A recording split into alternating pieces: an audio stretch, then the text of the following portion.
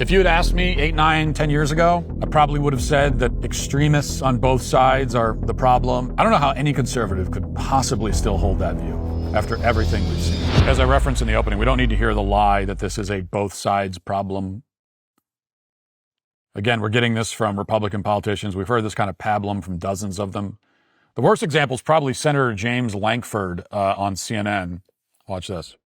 Well, I would say if there's someone preparing to be able to take out an aggressive act against someone or to be able to violate the law, that is the role of law enforcement to be able to protect Americans. We need to be careful in how we talk about this, whether it is talking about white nationalists and preparing to be able to attack and to be able to carry an attack, or to somebody like a Timothy McVeigh that hated the government intensely and in my state 30 years ago murdered 168 people in Oklahoma City, or whether it is a leftist group that is interested in actually attacking a pro-life center that we saw several years ago, or whether it's carrying out some other act of terrorism or trying to be able to intimidate people. We should have equal application of the law to saying if you're choosing to be able to carry out an aggressive, violent act, that should be something that we actually try to interdict anytime that we possibly can. Again, thinking something, talking about something is very different than carrying out that action. We have freedom of speech, but you do not have the freedom to be able to plan, prepare, and carry out an attack against another American, no matter what your ideology. It's both sides, he says. Think of the white nationalists. Except it isn't both sides. It isn't, and James Lankford knows it. All the Republicans saying this crap know it. They all know it. Political violence is a left-wing problem. Violence is a left-wing tool, nearly exclusively. You know, which is why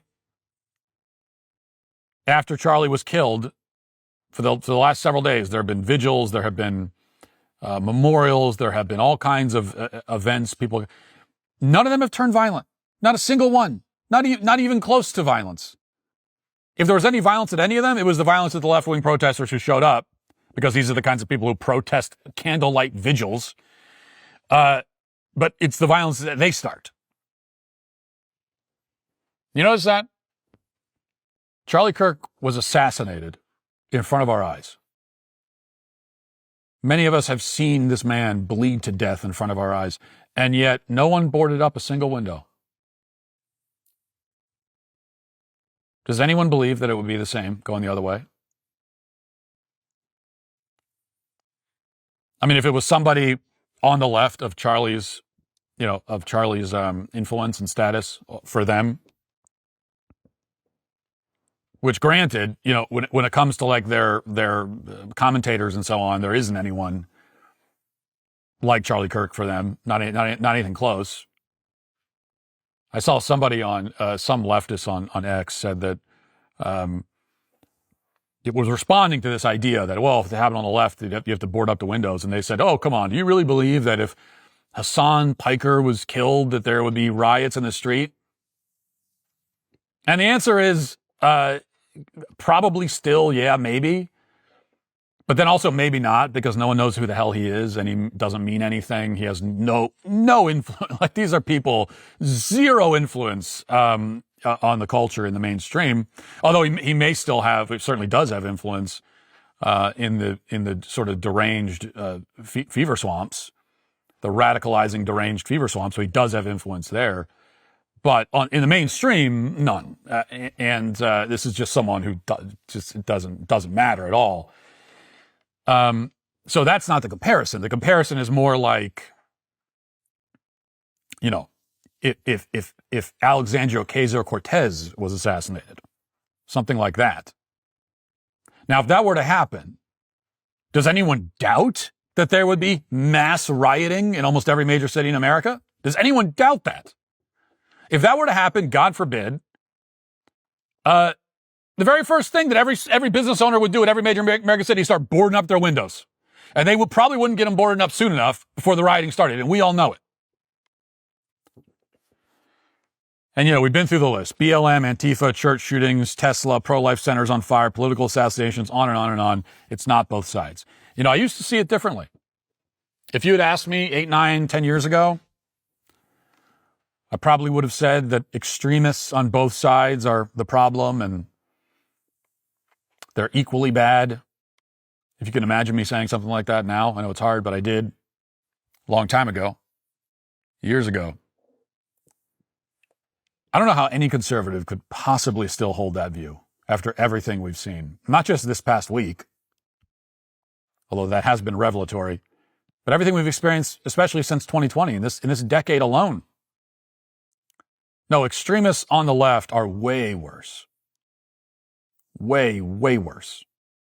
More violent, more deranged, more wrong, obviously, more dangerous. There's simply no question about it. So it's not a both sides thing. I don't want to hear about both sides. I don't want to hear about it. It's not true. Now, I can tell you where there should be unity. There should be unity on the right among conservatives. And this is a message that I've preached a few times in the last few days on X. That as conservatives, we need to put the petty squabbles and the infighting and all that crap to the side. We can get back to that later. And I'm sure we will. You know, we can resume our family feuds sometime down the line. But for now, we don't have time for it. We can't bother with it. We're dealing with a real existential threat. We're dealing with enemies of civilization. So we got to put all that stuff to the side. That's where there should be unity. Because one thing I know for sure is that if I were to walk outside of this building right now and get shot and killed, there are a lot of people on the right, a lot of conservatives who don't like me, who've been very critical of me over the years. What I know for sure, is that not a single one of them would be celebrating if I were to die 20 minutes from now. Not a single one. No, they would mourn my loss, and they would mourn it sincerely. And yet I also have no doubt, that on the left, it would be unanimous, that this was a good turn of events. It would be unanimous cause for celebration. I know that for sure. They would spit on my grave. They would laugh at my grieving wife and my 6 children who now have to grow up without a father. They would feel no sadness for them at all. None. And so, pretty easy for me to find the friend-enemy distinction here, okay? Pretty easy. And that's what we're up against, which is why we just need to put it all to the side. I'm extending the olive branch to anyone on the right who I've had any problem with. Not saying it's permanent. Like I said, down the line might come a time to get back to some of those arguments, but for now, I'm just not interested in it.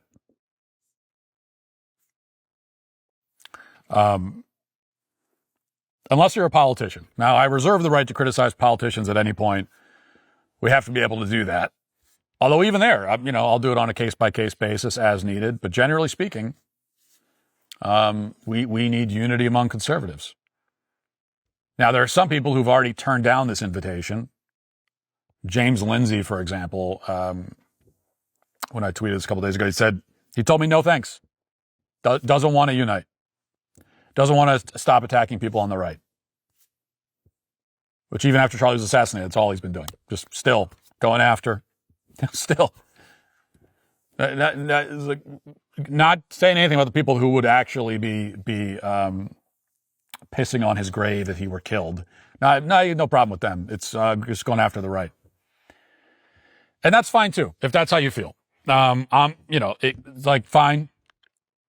I'm just done with you in that case forever. We're not allies. You don't exist anymore. You're irrelevant.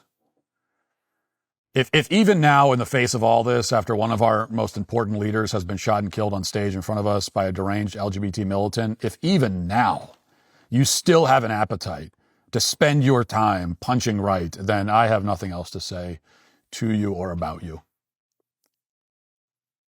You are worse than irrelevant. And we will just move on without you officially.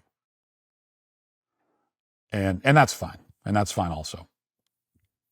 But the lines are being drawn, is what I'm saying, and they need to be drawn